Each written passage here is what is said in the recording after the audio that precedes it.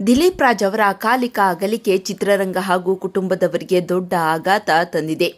ಸಖತ್ ಫಿಟ್ ಆಗಿದ್ದ ಅವರು ದಿಢೀರನೆ ಹೃದಯಾಘಾತದಿಂದ ಕೊನೆಯುಸಿರೆಳೆದಿದ್ದು ಕೆಲವರಿಗೆ ನಂಬಲು ಸಾಧ್ಯವಾಗುತ್ತಿಲ್ಲ. ಮನೆಯಲ್ಲಿ ಕುಸಿದು ಬಿದ್ದಿದ್ದ ದಿಲೀಪ್ ರಾಜ್ ಅವರನ್ನು ಆಟೋ ಚಾಲಕನ ಸಹಾಯ ಪಡೆದು ಆಸ್ಪತ್ರೆಗೆ ಕರೆದೊಯ್ದಿದ್ದರು ಪತ್ನಿ ಶ್ರೀವಿದ್ಯಾ ಅವರು. ಆದರೆ ಯಾವುದೇ ಪ್ರಯೋಜನವಾಗಲಿಲ್ಲ.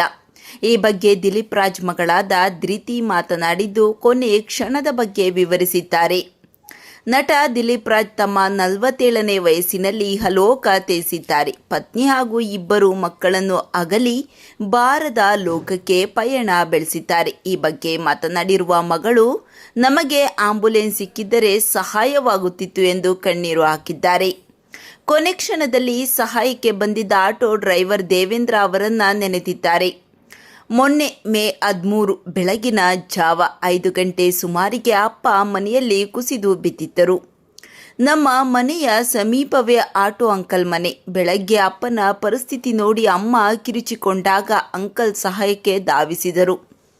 ಆಗಲೇ ಅಪ್ಪ ಕುಸಿದು ಬಿದ್ದಿದ್ದರು. ಸ್ವಲ್ಪ ಉಸಿರು ಇತ್ತು. ಬಳಿಕ ಸೆಕ್ಯೂರಿಟಿ ಸಹಾಯದಿಂದ ಆಟೋಗೆ ಅವರನ್ನು ಹತ್ತಿಸಿಕೊಂಡು ಅಮ್ಮ ಅವರ ಜೊತೆ ಹೊರಟರು ಎಂದು ನೆನಪಿಸಿಕೊಂಡಿದ್ದಾರೆ.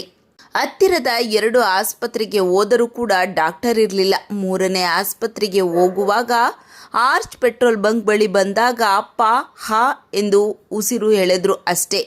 ಅಷ್ಟರಲ್ಲೇ ಜೀವ ಹೋಗಿತ್ತು ಅಂತ ಅಮ್ಮನಿಗೆ ಅನಿಸಿತ್ತು. ಆಸ್ಪತ್ರೆಗೆ ಕರೆದುಕೊಂಡು ಹೋದಾಗ ಜೀವ ಹೋಗಿರುವುದಾಗಿ ತಿಳಿಸಿದರು ಎನ್ನುತ್ತಾ ತಂದೆಯನ್ನ ನೆನೆದು ಕಣ್ಣೀರಿಟ್ಟಿದ್ದಾರೆ ಧೃತಿ.